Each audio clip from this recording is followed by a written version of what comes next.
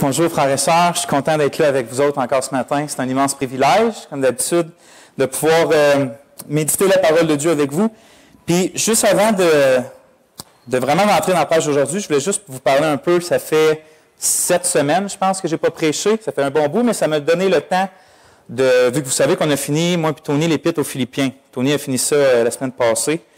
Puis ça m'a donné le temps, vu que je savais que je n'allais pas reprêcher sur Philippiens, de dire sur quoi à cette heure que je vais prêcher après l'Épître aux Philippiens. Qu'est-ce que Dieu veut pour cette Église-là? Quelle partie des Écritures, quelle lettre du Nouveau Testament ou quelle partie de l'Ancien Testament? Peu importe, je cherchais vraiment à connaître la volonté de Dieu. Puis Dieu m'a rappelé que l'année passée, moi et Tony, avant qu'on décide de faire Philippiens, on avait à cœur les deux de parler de l'Église locale, de ce que la Bible au complet enseigne sur l'Église et l'Église locale.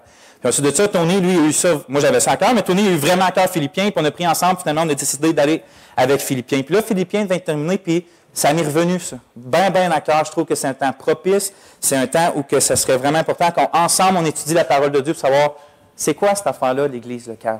Comment ça serait supposé d'être, comment ça serait supposé d'être organisé ou de ne pas être organisé, comment on utilise nos dons dans l'Église locale, tout ça, toutes les questions qui se rapportent avec l'Église. Puis, je me suis dit, OK, je m'aligne là-dedans, puis là, je n'ai parlé à Tony, puis Tony, il dit, ben moi aussi, j'ai ça à cœur. Fait que, on va saigner là-dessus, Dieu voulant, après les fêtes. Puis, ça nous laisse 1 mois et demi pour se préparer ensemble, 2 mois, en fait, vu qu'on a déjà commencé. Puis, pourquoi je vous en parle, c'est que j'aimerais ça, comme pour Philippiens, on vous avait demandé de prier pour cette étude-là, pour qu'on en retire tous ensemble quelque chose qui va nous changer, qui va nous transformer en tant qu'Église. Ben, je vous prie, je vous prie de prier ça encore pour cette étude-là qu'on va faire ensemble. Parce qu'on ne veut pas, moi, Tony, puis Gérard aussi, on n'est pas intéressé de prêcher pour prêcher, juste pour prêcher. Ça ne donne rien d'être juste là et de parler en avant. On veut que nos vies, à nous, puis à cette Église-là, soient transformées par la vérité. Fait que priez dans ce sens-là, puis merci d'avoir prié pour Philippiens. Ça a été, en tout cas, pour moi puis Tony, je ne sais pas pour vous, mais pour moi puis Tony, ça a été une vraie bénédiction de pouvoir se plonger dans une épître comme ça, aussi profondément. Donc, c'est ça pour ça. À cette heure, avant de continuer, il faut que je prie. Fait que priez avec moi, s'il vous plaît.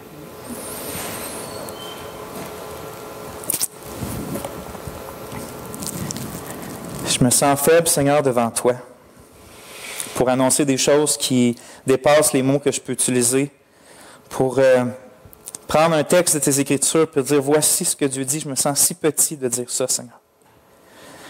Mais ta parole est tellement claire.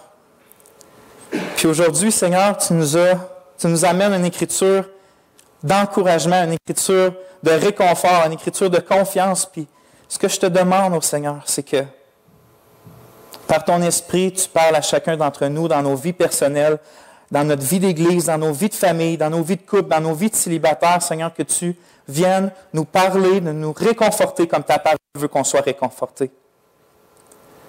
C'est au-delà de mes forces de pouvoir communiquer, Seigneur, ton réconfort. Donc, je te prie vraiment de le faire, puis d'avoir pitié de nous, puis de nous bénir. Donne-moi d'être fidèle, donne-moi de m'exprimer avec simplicité, qu'un enfant puisse me comprendre ce matin.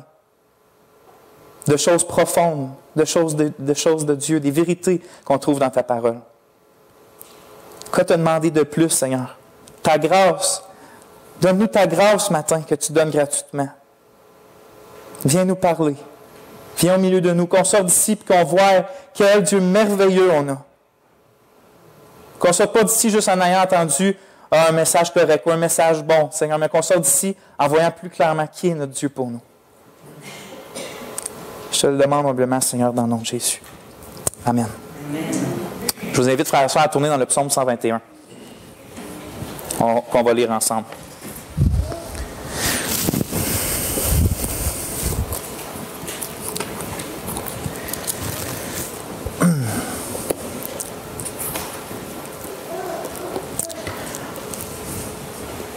Donc, le psaume 121.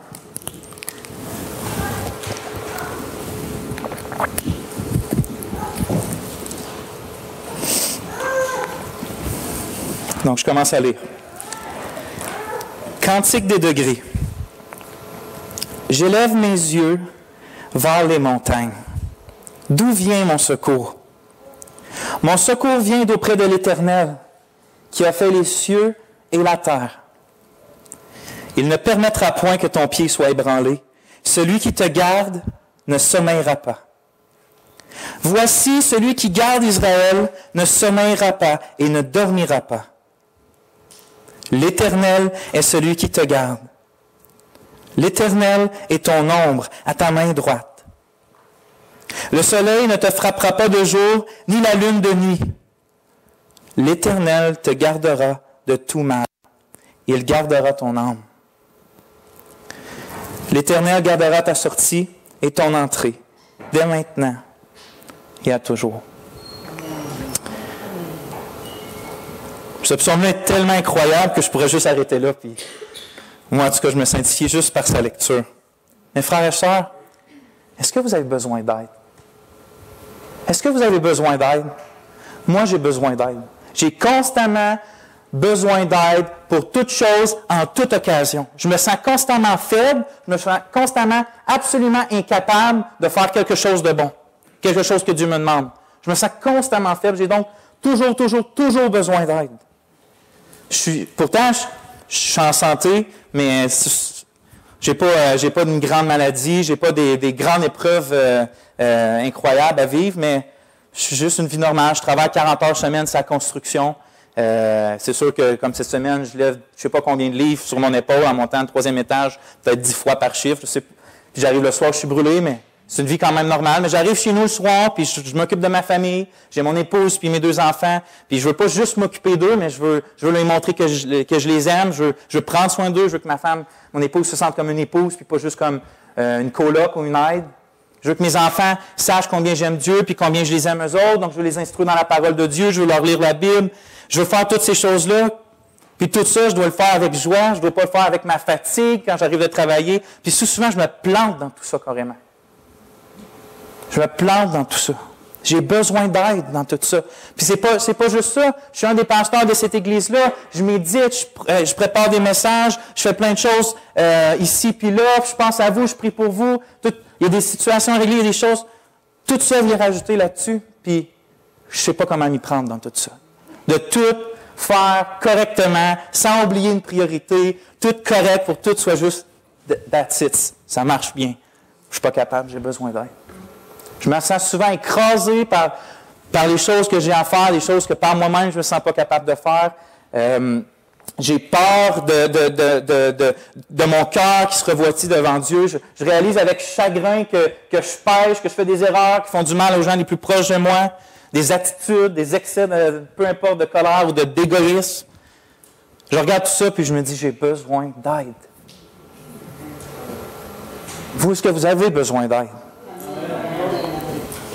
Si vous sentez que vous n'avez pas besoin d'aide ce matin, vous êtes juste, pour être dit simplement, aveugle. Parce que vous avez besoin d'aide. Vous pouvez toute perte que vous avez aujourd'hui, vous pouvez mourir tantôt, vous avez besoin d'aide.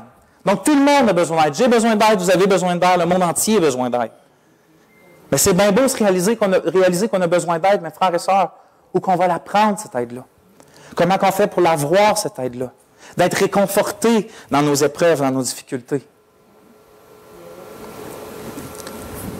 Ça, c'était pour moi. Mais peut-être que vous vivez des choses bien plus difficiles que moi. Peut-être que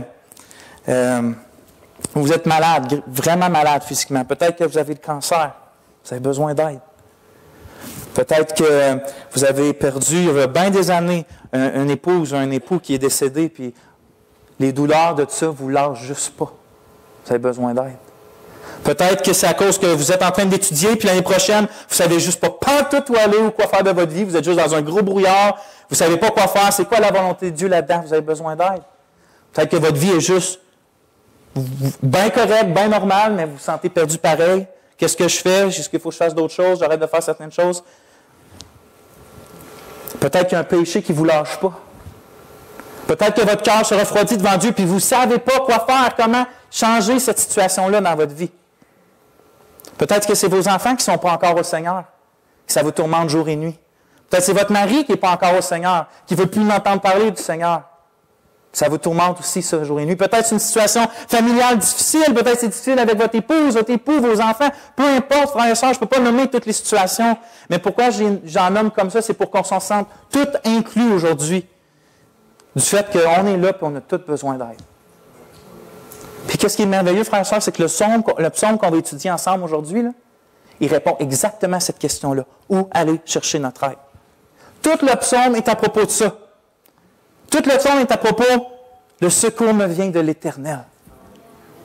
Ce psaume-là est à propos d'un gars, on ne sait pas qui, il est à propos de quelqu'un, on n'a pas le nom de l'auteur, mais que cette personne-là est en train de traverser des choses difficiles, puis qui a trouvé comment être réconforté par Dieu, puis qui nous le montre comment dans une chanson.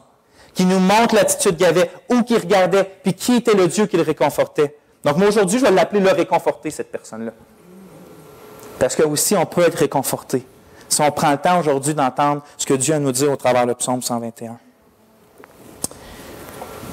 Mais juste avant de rentrer, ce que je vais faire aujourd'hui, au début, je m'avais fait plein de points, j'avais viré les versets de base, puis finalement, je me suis dit, je ne suis même pas sûr que je vais avoir le temps de tout faire le psaume. Fait que qu'est-ce que je vais faire à la place? C'est que je vais commencer au verset 1, puis après ça, au verset 2, puis 3, puis 4, mais on va voir où on va se rendre.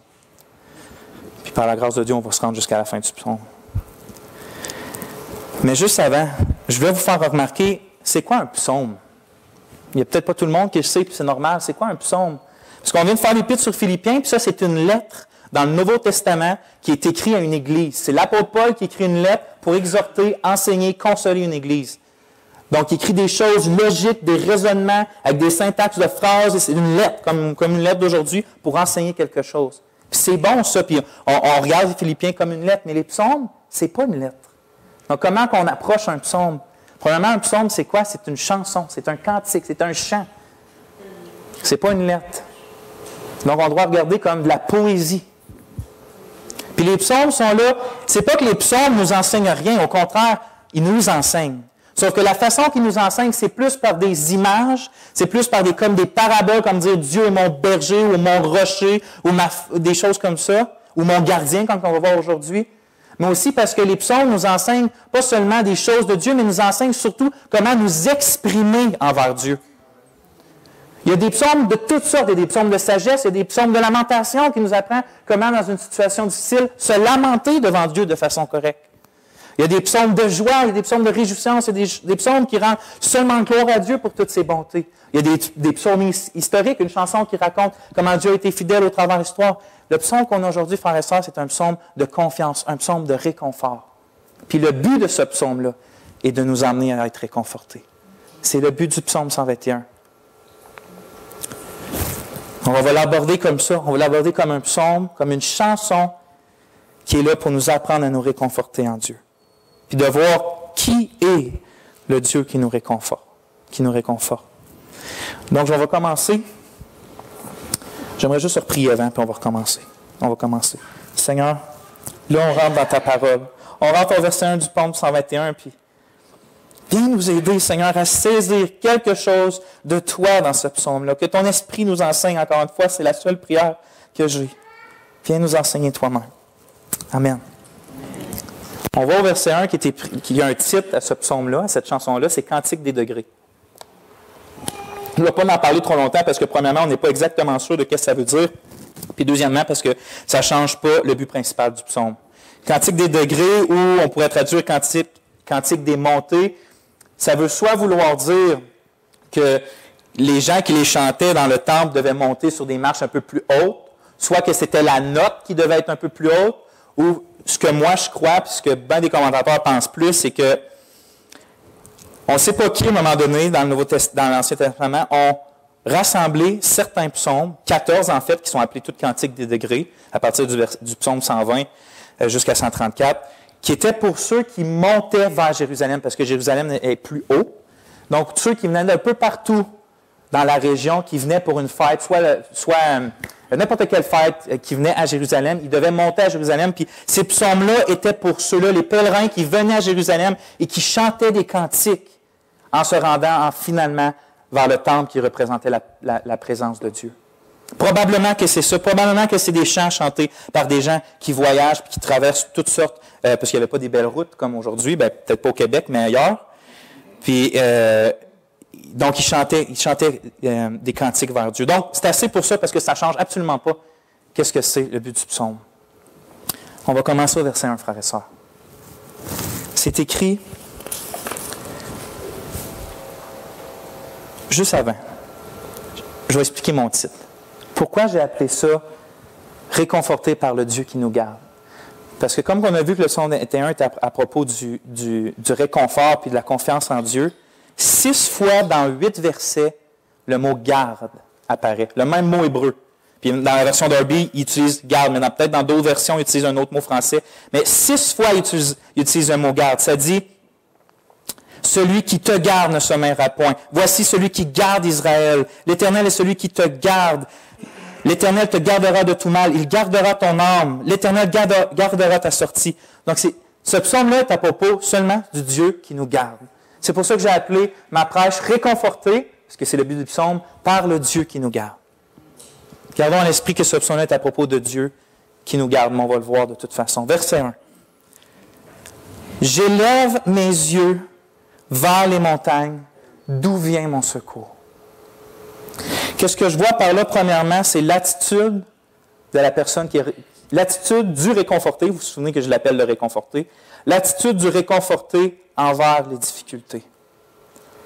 Il dit, « J'élève mes yeux vers les montagnes, d'où vient mon secours. » C'est quoi la première chose qu'on voit là-dedans?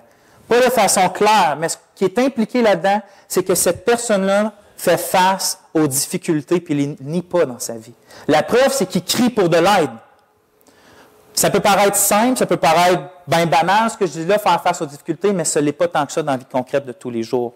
Combien d'entre nous aujourd'hui peut dire avec bien correct, puis dire « Non, ça ne va pas comme ça devrait aller dans mon mariage. » Ou « Ça ne va pas comme ça devrait aller dans ma famille. » Ou « J'ai une maladie en ce moment, puis j'aimerais bien mieux qu'elle ne soit pas là, donc non, ça ne va pas si bien que ça dans la maladie ou dans X situation. » Au lieu de dire, parce que regardez, c'est l'habitude qu'on a, nous, c'est de dire, à cause qu'on est chrétien et que tout doit bien aller, hein, on est de même. « Ah non, non, ça va.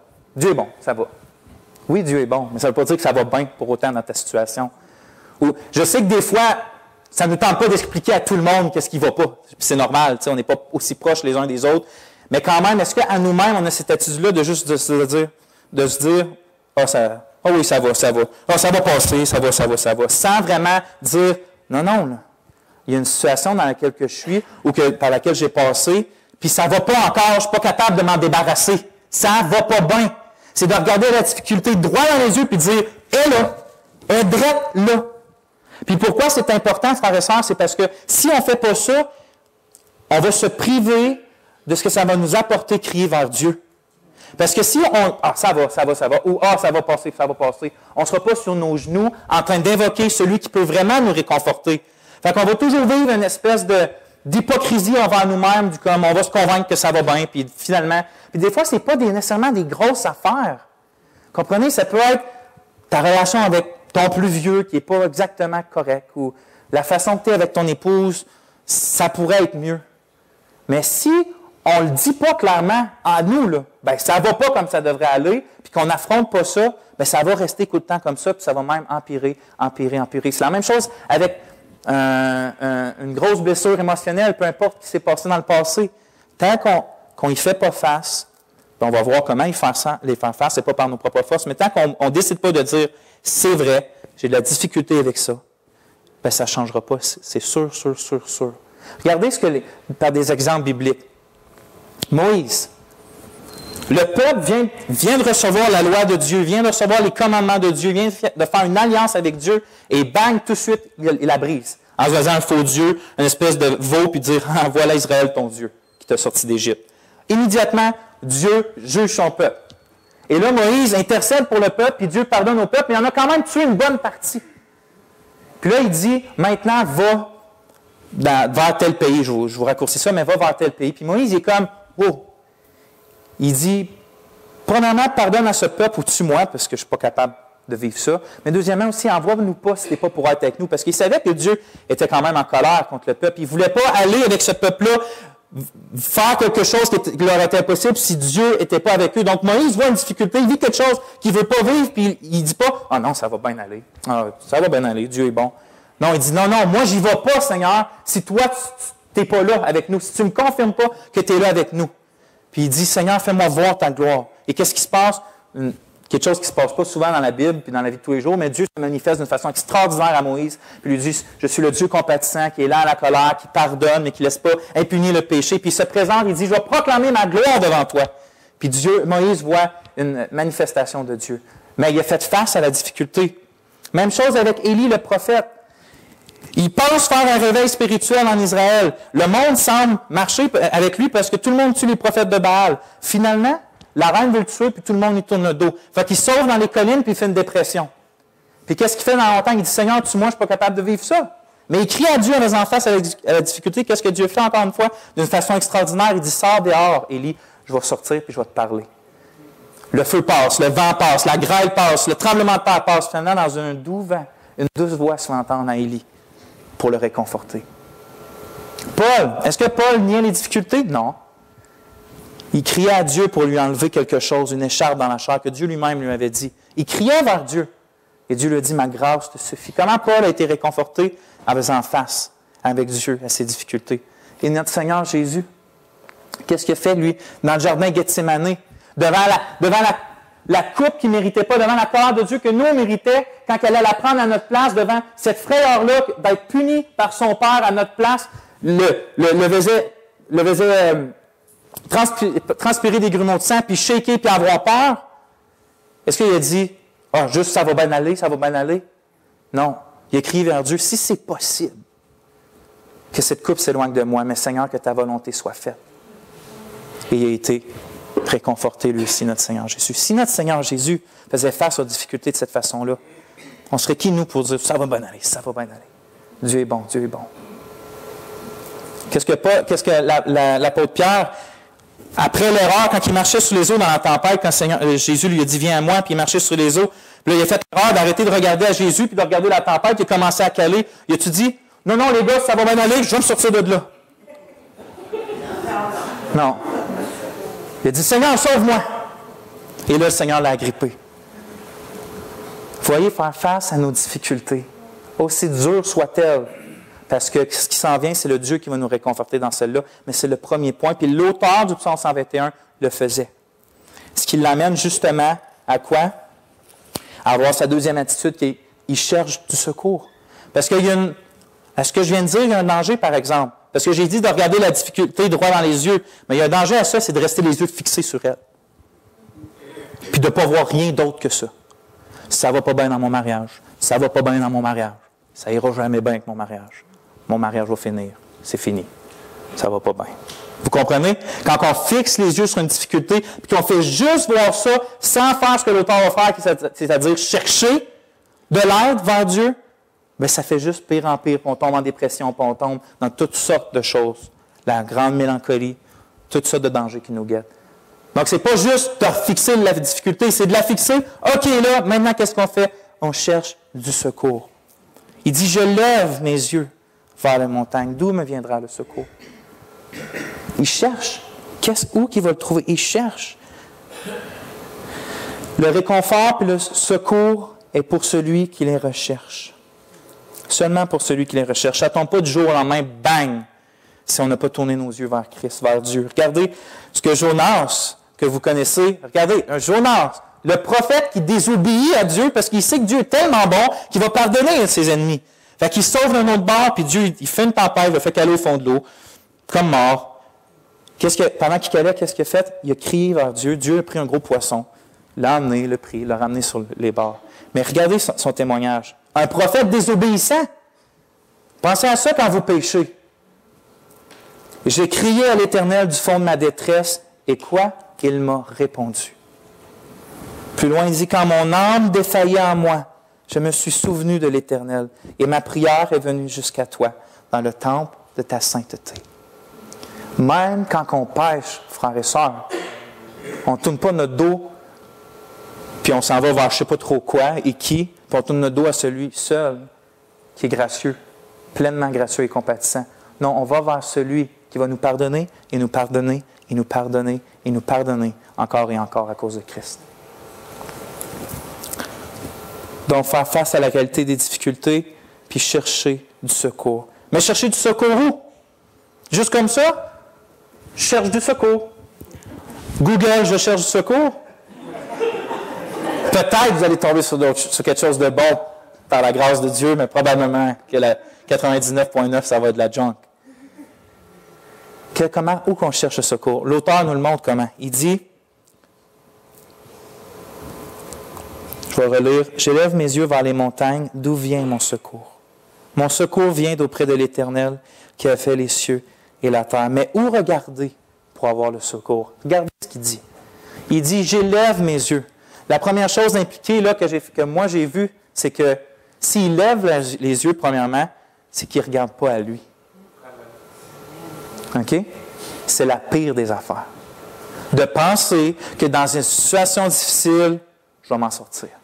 Je sais que je me suis planté, mais je vais m'en sortir. Ou on a péché, je vais finir par l'avoir, ce péché-là. Je vais finir, Seigneur, je te promets, je vais finir par l'avoir, ce péché-là. Moi, j'étais quelqu'un qui essayait tout le temps de faire les choses par ses propres forces avant d'être chrétien, puis ça m'a suivi la première année de ma vie chrétienne. Je t'attends que je tombe, puis que j'étais dans une espèce... Je vous le racontais souvent, mais Tony m'a appris que les bonnes choses, les choses vraies, peuvent être répétées plusieurs fois. Fait que je vous le redis encore une fois. J'étais rentré dans un processus où que j'essayais de plaire à Dieu par mes œuvres, par comment... Si je lisais, j'avais l'impression que je plaisais à Dieu, si je lisais la Bible, ou si je priais, ou si j'évangélisais, mais quand je ne faisais pas ces choses-là, je tombais comme dans une espèce de mini-dépression du comment Dieu ne prendra pas plaisir en moi. Je n'avais pas vraiment compris l'Évangile, dans le fond. Juste temps que Dieu me montre que c'est pas quand je prie, c'est pas quand je lis, c'est pas quand j'évangélise, c'est pas si je me mets sur mes joues 42 heures par jour que je lui plais. Il m'aime parce que Christ a donné sa vie pour moi, puis parce que je suis caché en Jésus-Christ. Toutes mes fautes sont pardonnées. Et à cause de ça, il m'aime du même amour qu'il aime son Fils Jésus. Puis ça ne change jamais. Donc, quand je ne vais pas bien, il m'aime autant. Puis quand je fais bien des affaires pour lui, il ne m'aime pas plus. Mais l'affaire, c'est que moi, mon attitude, c'était « Demain matin, je vais vraiment lire la Bible. » Non. J'avais la même attitude quand je n'étais pas croyant. Demain matin, j'arrête de prendre la drogue. C'est fini. C'est fini, 3 heures après, je suis en train d'en acheter. Comme ça, constamment, juste à temps que Dieu me sauve. On ne peut pas, par nos propres efforts, nous réconforter. On ne peut pas par nos... Est-ce que vous connaissez vraiment votre cœur? Comment c'est profond? Comment c'est compliqué notre âme? Comment on peut vraiment se débarrasser d'un sentiment qui nous assaille, qui nous attaque, qui est là constamment envers nous? Un sentiment de n'importe quoi, lui que vous sentez. Vous ne pouvez pas vous en débarrasser tout seul. Vous ne pouvez pas vous réconforter tout seul. Il ne faut pas regarder à nous, frères et sœurs. On est totalement incapable de faire quoi que ce soit. Jésus a dit, sans moi, vous ne pouvez rien faire. Donc, il ne regarde pas à lui-même, mais il dit, j'élève mes yeux vers les montagnes. Et là, il pose une question. En hébreu, c'est pas sûr si c'est une question ou pas. Ça peut aller soit comme une affirmation, je lève mes yeux vers les montagnes, d'où va me venir le secours? Ou ça peut être plus comme, je lève les yeux vers les montagnes, d'où me vient le secours? Comme une question. Ça peut aller d'un sens ou dans l'autre, puis ça ne change pas vraiment le but du psaume, mais moi, plus je le lisais, je le vois vraiment comme une question. Je lève les yeux vers les montagnes.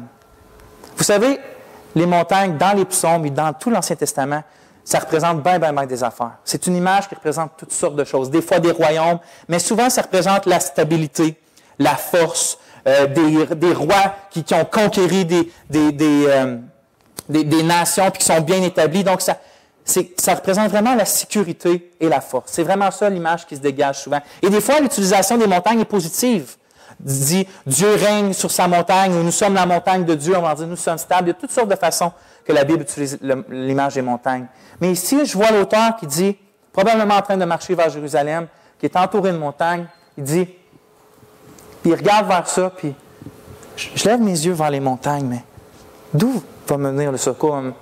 Comme s'il dirait, ça va-tu vraiment me venir de la sécurité puis de la force de ce monde-là? Il ne regarde pas à lui, puis il ne regarde pas non plus les montagnes. On pourrait dire que les montagnes, pour nous aujourd'hui, c'est la sagesse de ce monde, la psychologie, ça peut être le sport, n'importe quelle sorte de choses qui va nous aider.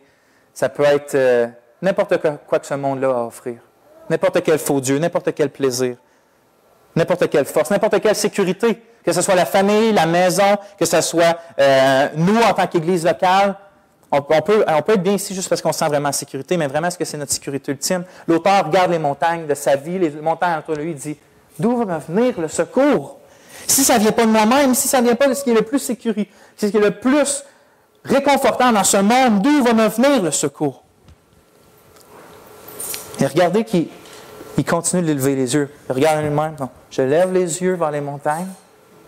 D'où va me venir le secours? Il lève les yeux plus haut. Le secours va me venir ou plus me vient de l'Éternel. Il regarde ce que ça dit après qu'il a fait les cieux et la terre. Il ne regarde pas non à la création, mais il regarde au Créateur. Avec ses yeux de chair, il regarde ce monde-là, le secours ne va pas venir de là. Il lève avec sa foi pour regarder ce qui est comme invisible, celui qui a tout créé, puis il dit, le secours me vient du Créateur éternel, de l'Éternel, Créateur des cieux et de la terre. C'est là, frères et sœurs, qu'on doit chercher notre secours.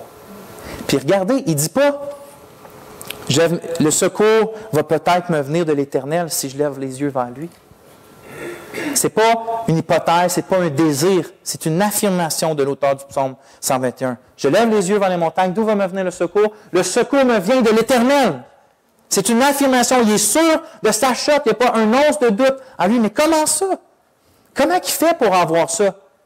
Comment on peut-tu vraiment être si sûr que le Créateur qui tient notre cœur vraiment va nous secourir, nous, un petit humain au 21e siècle, qui travaille 40 heures semaine, qui ne fait pas grand-chose, pas grands exploits. Nous, là, personnel. Je pourrais-tu dire, comme l'auteur du psaume 121, l'Éternel me vient en aide, ou le secours me vient de l'Éternel.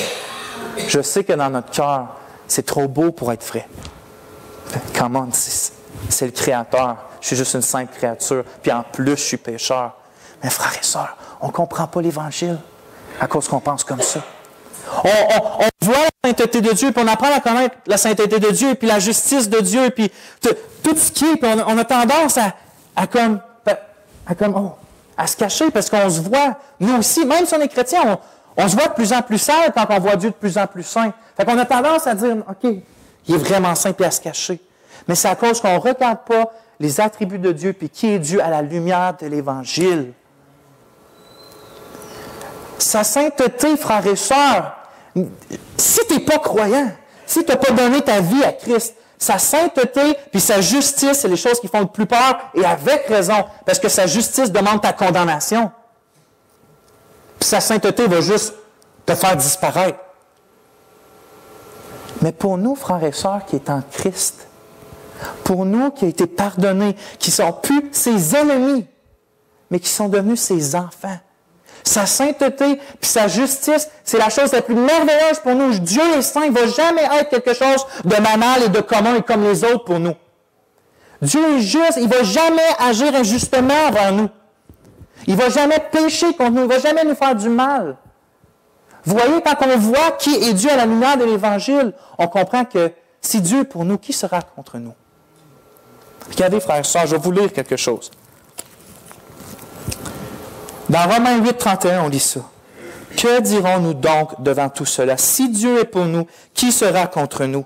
Celui-même qui n'a pas épargné son propre Fils, mais qui l'a livré pour nous tous, comment ne nous fera-t-il pas donc si librement de toutes choses avec lui? Vous comprenez-tu son raisonnement?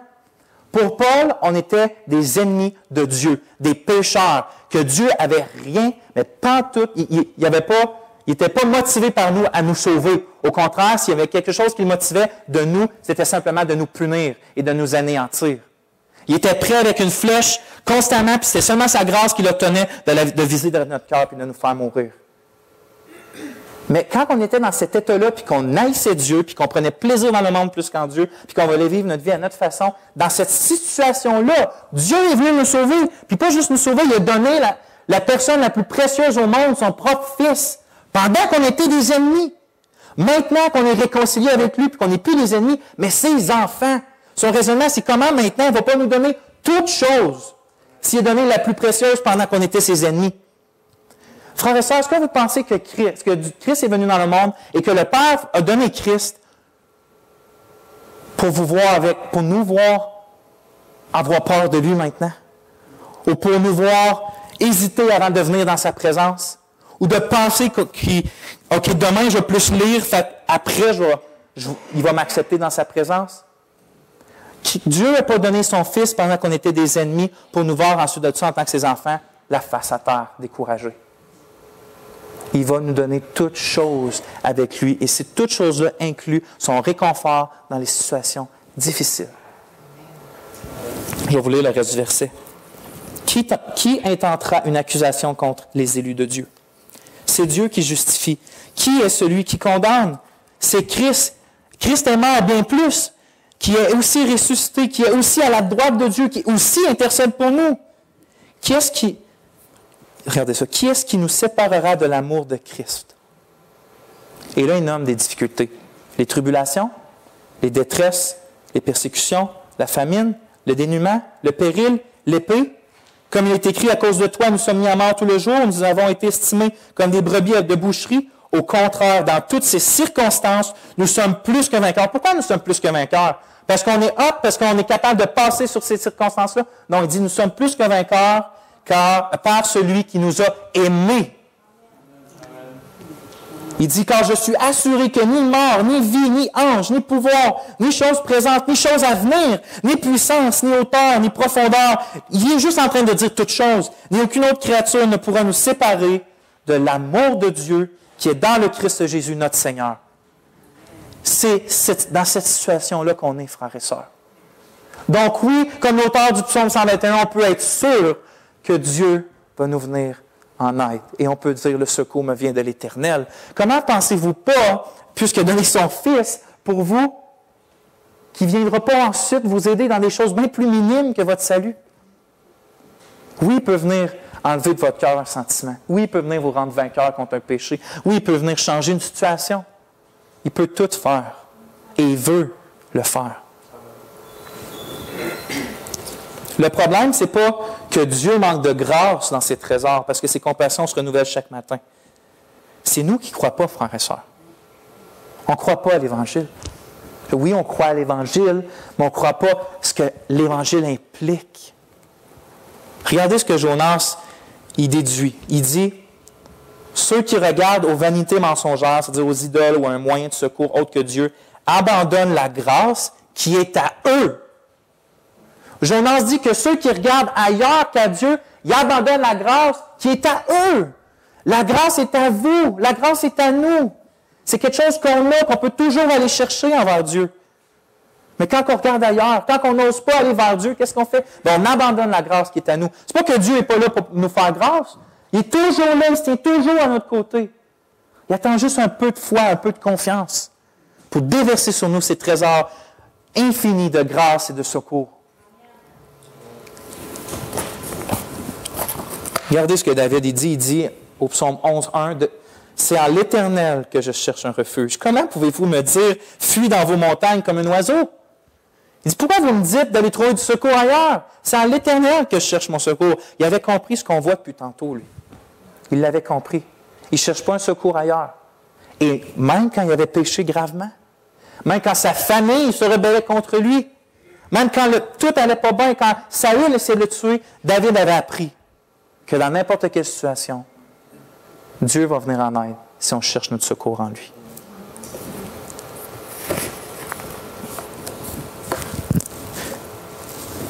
Verset 3. Maintenant, on a vu où regarde la personne qui est réconfortée. On a vu son attitude. On a vu où qu'il regarde. Mais le fait qu'il regarde à quelque part, je me reprends. Il ne regarde pas à lui, il ne regarde pas aux montagnes, il regarde vers Dieu. Puis pour tout le reste du psaume, il va nous décrire qui voit quand il regarde à Dieu. Il va nous décrire qui est Dieu. Il va nous dire plus que ça, il va nous dire qui est Dieu pour nous. Puis qu'est-ce que fait Dieu pour nous. Puis tout le reste du psaume est à propos de lui. Frères et sœurs, vous voulez ressentir le réconfort de Dieu? Fixez vos yeux sur Dieu et apprenez à le connaître qui est en Christ pour vous, comme on vient de le voir. Il dit, il ne permettra point que ton pied soit ébranlé. Celui qui te garde ne sommeillera point. Je répète, il ne permettra point que ton pied soit ébranlé.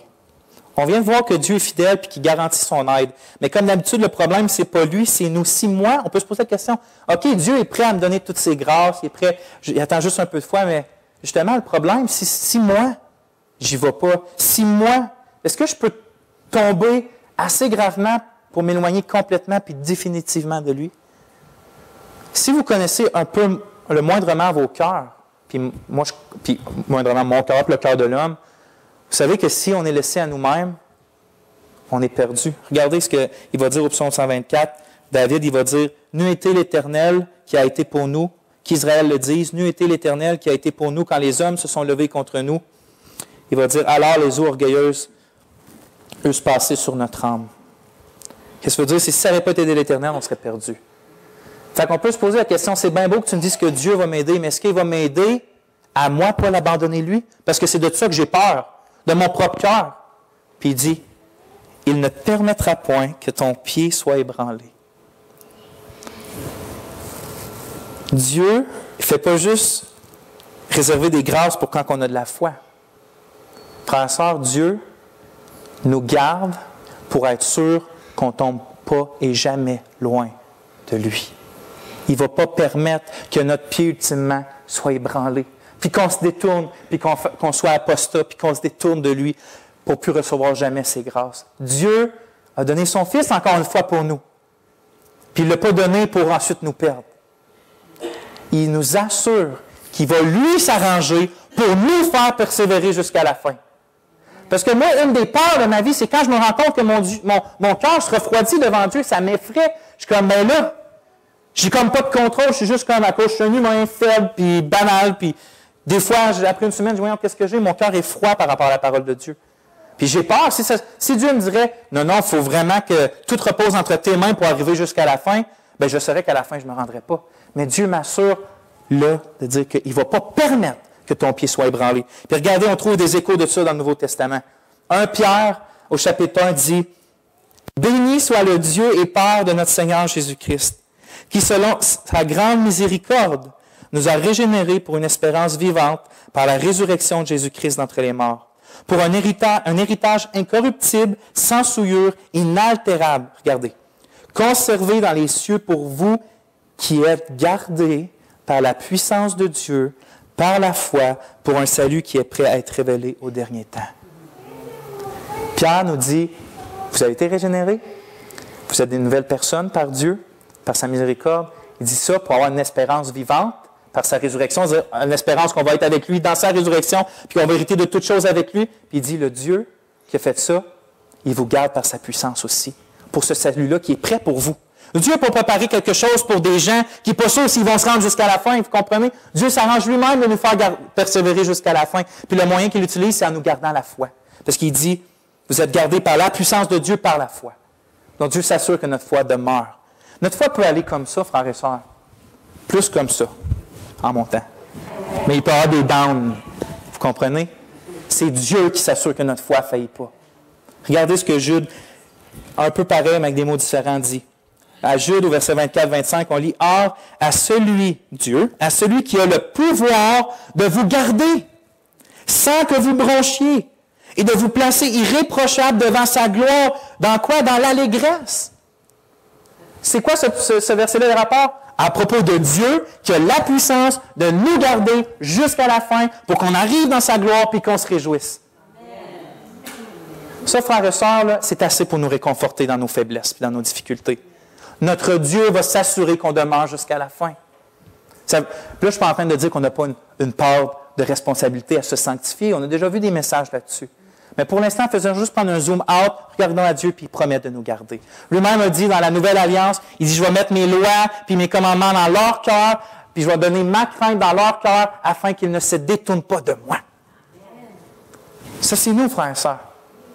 Tous ceux qui acceptent Jésus-Christ par la foi, qui se repentent de ces péchés-là, qui sont mis dans la Nouvelle Alliance, Dieu s'assure qu'on demeure jusqu'à la fin. Et ça, pour cet auteur-là, du Psaume 121, ça le réconfortait au plus haut point. Il ne permettra point que ton pied soit ébranlé.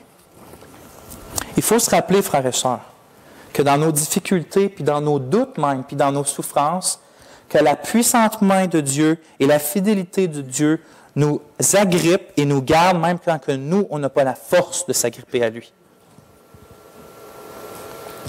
Quand vous doutez, quand vous avez peur, quand vous êtes dans le désespoir, puis que vous voyez que vous n'avez même pas la force de vous agripper à Dieu, lui vous tient d'une main ferme et il ne va pas permettre que vous en sortez. Toute la gloire à la fin va revenir à lui qui vous a gardé, frères et sœurs, puis qui m'a gardé.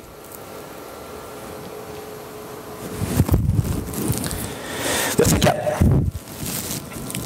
On va continuer au verset 3. Il dit, « Celui qui te garde ne sommeillera pas. Voici, celui qui garde Israël ne sommeillera pas et ne dormira pas. »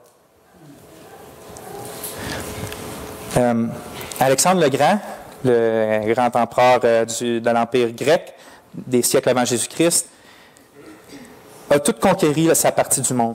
Il était vraiment un roi exceptionnel, puis je parle exceptionnellement au niveau militaire, mais il y avait quand même, à cause qu'il battait tout le monde était contre lui. Puis à un moment donné, il y a quelqu'un qui lui a posé la question, comment tu fais au milieu des ennemis, quand tout le monde t'haït, quand tout le monde veut réussir à te battre, toi, Alexandre le Grand, comment tu fais pour rester calme puis t'endormir la nuit? Puis il dit, il a nommé le nom, que je ne me souviens pas, mais il a nommé le nom de son gardien. Il dit, j'ai lui qui veille sur moi constamment. Puis j'ai confiance en lui, je n'ai pas peur. Parce qu'il connaissait les capacités, il connaissait la fidélité de l'homme qui le gardait. C'est probablement un ami. Un homme. Comment nous, si lui dort la nuit, parce qu'il y a un garde qui veille sur lui, comment nous, qui a Dieu comme gardien, qui ne sommeille pas, qui ne dort pas, on ne pourrait pas se reposer tranquille, réconforté dans toutes les situations. Frères et sœurs, il y a un psaume qui dit qu'on peut dormir à cause de Dieu. On peut dormir parce que Dieu, lui, ne dort jamais. Ce n'est pas un Dieu qui, des fois, nous aide, des fois nous garde, mais des fois, il est absent. On n'est pas comme les prophètes de Baal qui invoquent Dieu toute la journée, puis Élie va les voir, puis les nargue, puis il dit, « Votre Dieu dort-tu? Allez le réveiller, peut-être qu'il va venir. Il est peut-être en vacances. » Non. Notre Dieu est toujours là, frères et sœurs. Puis on a tendance, pas juste qu'il nous garde comme un gardien, mais il travaille pour nous. On a tendance à penser que c'est nous qui travaillons pour Dieu, n'est-ce pas? Hein? Puis c'est vrai, dans un sens, on travaille pour Dieu, pour sa gloire. Mais en réalité, regardez ce qu'Ésaïe dit. « Jamais on n'a appris ni entendu dire, et jamais l'œil n'a vu qu'un autre Dieu que toi agisse ou travaille, ça peut être traduit, travaille ainsi pour celui qui s'attendait à lui. » Dieu travaille pour ceux qui s'attendent à lui. Regardez plus loin, ça dit, dans 2 Chroniques. « Car l'Éternel étend ses regards sur toute la terre. » Il cherche, il regarde. Pourquoi? Pour soutenir ceux dont le cœur est tout entier à lui. Dieu il est tellement impatient de travailler pour nous, de nous faire grandir en lui, il se présente comme quelqu'un qui irait partout sur la terre pour chercher à nous aider, pour chercher à travailler pour nous. C'est lui notre Dieu, frère et sœur. Infatigable dans sa recherche de travailler pour nous, infatigable dans sa protection pour nous, infatigable puis jamais absent pour nous garder. Regardez, Dieu aime montrer qu'il est notre gardien, puis il l'a ultimement montré dans son Fils Jésus quand il a dit, quand que Jésus est venu sur la terre, puis il dit, « Car aussi le Fils de l'homme n'est pas venu pour être servi, mais pour servir et pour donner sa vie en rançon pour un grand nombre. » Qui sert? C'est Christ qui nous sert, en donnant sa vie pour nous, puis en nous amenant jusque dans la gloire. Dieu travaille pour vous, frères et sœurs, c'est incroyable. Puis il travaille constamment pour vous. Au verset 5, on voit que l'Éternel est celui qui te garde, l'Éternel est ton ombre à ta main droite. Comment je vois ça? Plusieurs montrent que l'Éternel, c'est l'ombre qui nous protège du soleil, mais c'est peut-être, mais je le vois plus comme, parce que je méditais là-dessus cette nuit, puis je regardais mon ombre, j'avais la lumière ici, puis je méditais ici, puis je regardais mon ombre, puis je bougeais comme ça. Puis comment je le prends à cause de ça, c'est que mon ombre me suivait constamment partout. Je faisais un pied comme ça, mon ombre faisait un pied comme ça. J'allais par là-bas, puis mon ombre me suivait. Dieu est notre ombre. Dieu est premièrement proche de nous. Il n'est pas loin. Il ne nous garde pas. Il regarde là-bas, Vincent, il ne va pas bien, ce ne sera pas long, j'arrive. Il est constamment à côté de nous. Si je m'en vais à droite, il vient à droite. Si je m'en vais à gauche, il va venir à gauche. Puis si je ne dois pas aller à gauche, il va venir à gauche, puis il va me tasser vers la droite. Il est près de nous, vraiment près de nous, intime avec nous. Dieu est notre ombre. Puis il dit à ta main droite. Pourquoi je pense à main droite? Dans la Bible, la main droite représente l'action, la force. Puis Dieu est avec nous, pas seulement dans notre inactivité ou quand on marche, mais quand on est prêt à faire une action qu'il nous demande, Dieu est là avec nous pour la faire avec nous. Quand on va évangéliser les nations, quand on parle de l'évangile à notre mari qui ne veut plus l'entendre, quand on prie et que c'est difficile, Dieu est là avec nous, il est tout près de nous. Il nous garde et nous fortifie. On voit au verset 6 et 7, on va les inclure vu que j'ai plus de temps. Le soleil ne te frappera pas de jour, ni la lune de nuit. L'Éternel te gardera de tout mal, il gardera ton âme. Il te gardera de tout mal. Vraiment? Pourtant, on n'a pas mal souvent. On n'a pas mal en ce moment dans une situation de notre vie. Est-ce que ça veut vraiment dire qu'on ne va pas passer au travers des circonstances difficiles? L'auteur même qui écrit est dans une situation difficile. Quand Paul demande la grâce de Dieu, il est dans une situation difficile. Quand on lit toute la Bible, on voit que les saints ont constamment traversé des situations difficiles. Donc, qu'est-ce qui veut dire « il va te garder de tout mal » ?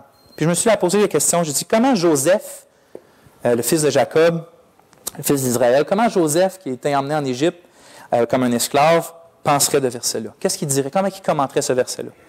Vous savez, Joseph a été rejeté par ses frères, jeté dans un puits, vendu comme esclave, arrivé en Égypte. Rendu en Égypte, il s'est fait, la femme de celui qui est son maître a menti, il s'est fait dévêtir, s'est fait jeter en prison, puis là, il pourrit en prison. Finalement, Dieu l'élève et l'élève jusqu'à temps d'être le gouverneur de l'Égypte. Puis là, quand ses frères viennent le voir tout tremblant, puis il dit, il va nous punir parce que c'est nous qui l'avons vendu comme esclave, il dit, ayez pas peur, c'est pas moi qui ai Dieu. Il dit, vous avez pensé me faire du mal. Mais il dit, Dieu, lui, avait pensé me faire du bien. Mais pourtant, la même situation, vue du côté humain, c'était des hommes qui voulaient faire du mal à Joseph, mais vue du côté de Dieu, était planifiée de Dieu en utilisant le mal d'eux pour faire du bien. Et à Joseph et à tout son peuple par après. Quand Dieu nous dit qu'il nous garde de tout mal, frères et sœurs, ça ne veut pas dire qu'il nous garde de toute difficulté, de toute situation difficile. Il nous garde des intentions. Le mal ne peut pas nous submerger. Le mal, les intentions maléfiques ou des hommes autant que des démons ne peuvent pas avoir le dessus sur nous. Pourquoi? Parce que Dieu fait concourir toutes choses pour notre bien. Et ça inclut le mal. Le mal pour nous, frères et sœurs, qui nous arrive, c'est toujours juste un voile devant le bien.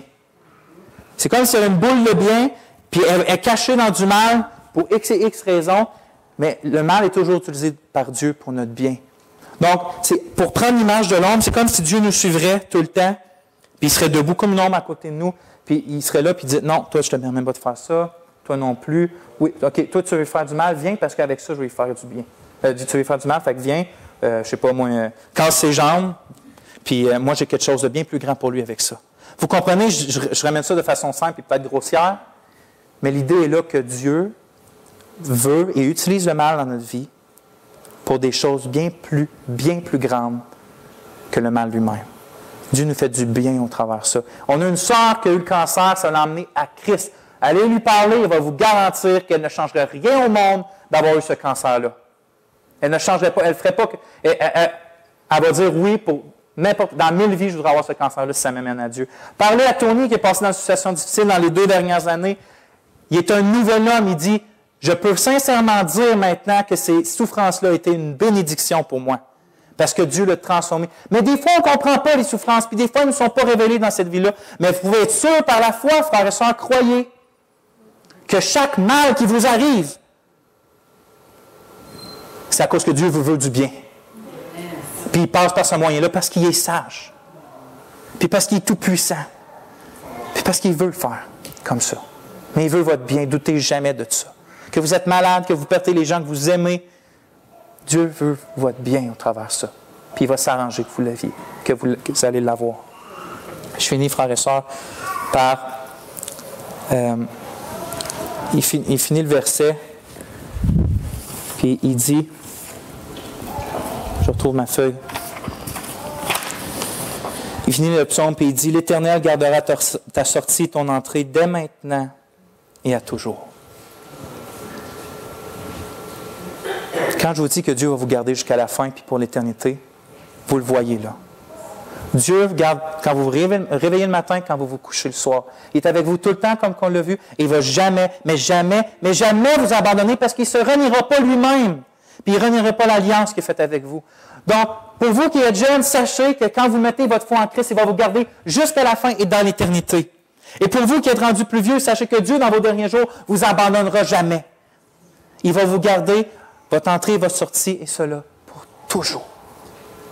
C'est quelqu'un aujourd'hui qui ne connaît pas Christ, qui vient peut-être dans les églises, mais qui, dans le fond, sait qu'en dans lui, il n'y a pas de nouvelle vie. Sûr d'avoir ses péchés pardonnés. Il ne sait même pas trop comment. Il entend juste ce Dieu-là qui est si bon pour son peuple. Il dit, il se sent attiré par ce Dieu-là, mais il dit, je ne sais pas trop quoi faire. La première chose à faire, c'est de savoir que vous êtes séparés de Dieu-là par aucune autre chose que par vos propres fautes et désobéissances et vos péchés. Puis que si Dieu serait simplement justice, vous seriez punis sur le champ, comme chacun d'entre nous, et vous irez en enfer pour l'éternité, parce que c'est ça que demande la justice et la sainteté de Dieu contre des gens qui l'haïssent autant. Mais sachez que Dieu a pourvu un moyen, comme qu'on a vu au travers de la prêche. C'est celui que Christ est venu de lui-même offrir sa vie comme une rançon, c'est-à-dire qu'il a pris la punition à notre place pour que ceux qui croient en Dieu, il n'y a plus une once de colère de Dieu qui est sur eux. Ceux qui s'abandonnent à Christ, plus rien, aucune condamnation pour toujours. Et le Dieu qui me garde et qui garde mes frères et sœurs ici, qui garde les croyants de tous les âges jusqu'à la fin, va vous garder aussi jusqu'à la fin. Donnez votre vie à Christ et n'attendez pas. Mettez-vous sous sa main et il va veiller sur vous. Prions, frères et sœurs. Encore une fois, Seigneur, j'ai senti que mes mots sont si petits, si fermes, pour exprimer quelque chose d'aussi vrai, d'aussi bon pour notre âme. Mais ce que je te prie, Seigneur, c'est qu'aujourd'hui, ton esprit travaille, pas juste aujourd'hui, mais à toujours dans nos cœurs, pour que tu viennes à notre secours dans les situations difficiles. Que tu règles, si c'est ta volonté, ces situations-là, et qu'ils ne soient plus dans nos vies. Mais Seigneur, si c'est ta volonté qui demeure là, donne-nous la paix, donne-nous la joie, donne-nous le réconfort de les traverser avec victoire. Oui, on est plus que victorieux par celui qui nous a aimés. Seigneur, tu es grand, tu es bon, et que ton Église, par ta force, par ta fidélité, t'aime encore davantage. Amen. Amen. Merci, frères et sœurs.